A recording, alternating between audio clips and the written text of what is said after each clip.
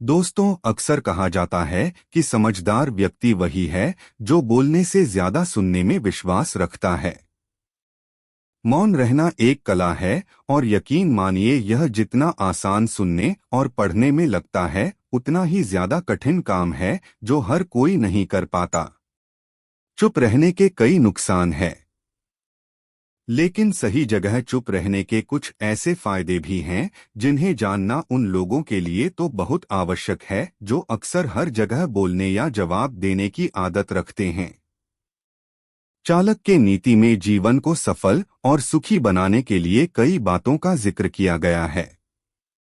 आचार्य चाणक्य ने ऐसे 10 जगहों के बारे में बताया है जहां हमें हमेशा खामोश रहना चाहिए। चाणक्य बताते हैं कि इन स्थानों पर चुप बैठने वाला व्यक्ति जीवन भर सुखी रहता है। साथ ही अगर इन 10 स्थानों पर व्यक्ति अगर गलती से भी अपना हस्तक्षेप कर दिया तो आगे चलकर वह बहुत बड़ी मुसीबत में फंस सकता है।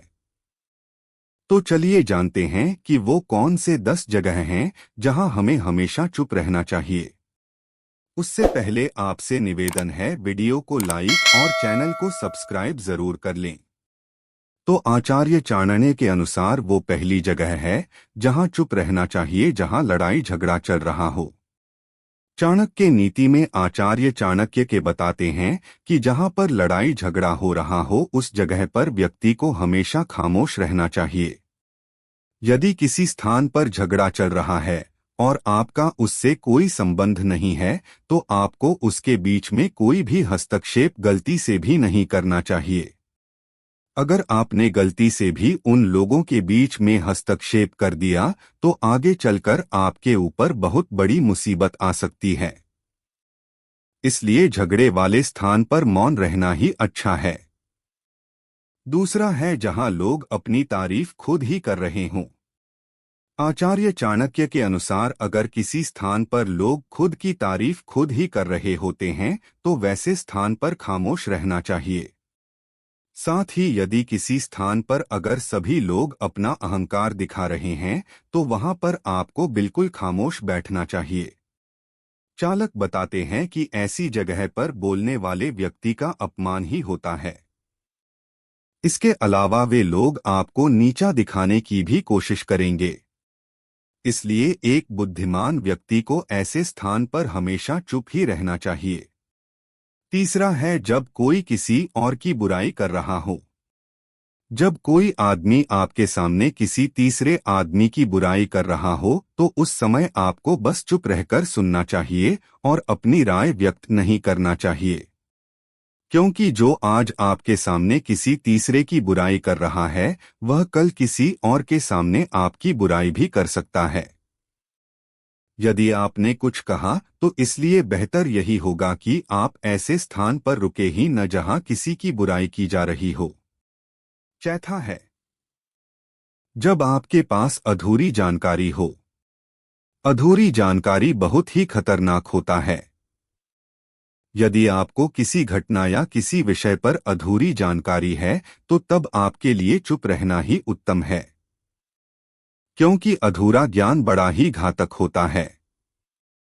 यह आपको हंसी का पात्र भी बना सकता है या किसी मुसीबत में भी डाल सकता है, या फिर आपके दिए गए अधूरे ज्ञान से दूसरे को हानि भी हो सकता है।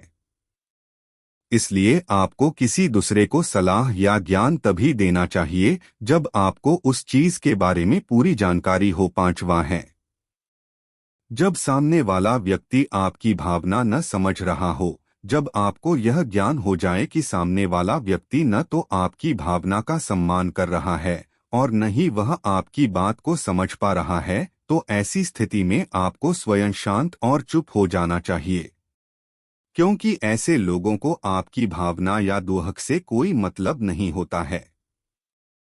ऐसे लोगों को अपना राज बताकर आपको पछताना ही पड़ेगा। हिंदी में एक कहावत है कि भैंस के सामने बीन नहीं बजानी चाहिए। इस समय आपको इस कहावत पर गौर करना चाहिए ताकि न तो आपकी एनर्जी व्यस्त हो और न ही आपको बेवकूफ समझा जाए। छठा है जब कोई इंसान अपना दुख व्यक्त कर रहा हो। यदि कोई इंसान अपने दुख या परेशानी के बारे में आपको बता रहा है, तो इसका मतलब यह कि वह आप पर भरोसा करता है और आपको अपना समझ रहा है। ऐसे में तुरंत ही उसे समाधान बताने के बजाय चुप रहकर उसकी दुख या समस्या को ध्यानपूर्वक अच्छे से सुने। उसके बाद अगर आपने कभी अपने जिंदगी में वैसी परिस्थिति का सामना किया हो और आपको यह पता हो कि ऐसी परिस्थिति में क्या करना सही होगा, तभी जाकर ही आप उसको उसके परेशानी अनुसार समाधान दे। यदि आपको नहीं पता कि उस समय क्या करना चाहिए, तब आपके लिए चुप रहना ही बेहतर होगा। ऐसा इसलिए क्योंकि गलत सलाह देने से उसकी परेशानी और भी बढ़ सकती है।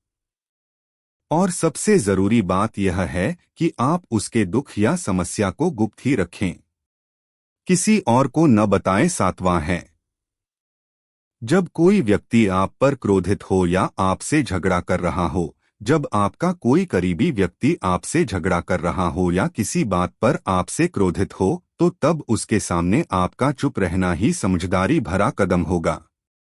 क्योंकि जब व्यक्ति गुस्सा कर रहा होता है, तब उसका अपने मन पर नियंत्रण नहीं रहता। ऐसी परिस्थिति में उनके क्रोध की अग्नि में अगर आप भी कूद पड़ेंगे या उनसे झगड़ा करने लगेंगे, तो जो बात कल सुलझ सकती थी, वह और भी ज्यादा बिगड़ती चली जाएगी। उस समय सब सहकर अगर आप चुप रहेंगे, तो वो खुद ही मन यह सोचकर पछताने लगेंगे कि उन्होंने आपके साथ गलत किया और वह शर्मिंदा होकर खुद ही आपके पास चलकर आएंगे और आपसे माफी मांगेंगे। क्रोधी व्यक्ति के साथ बहस करना आग में घी डालने जैसा ही होता है।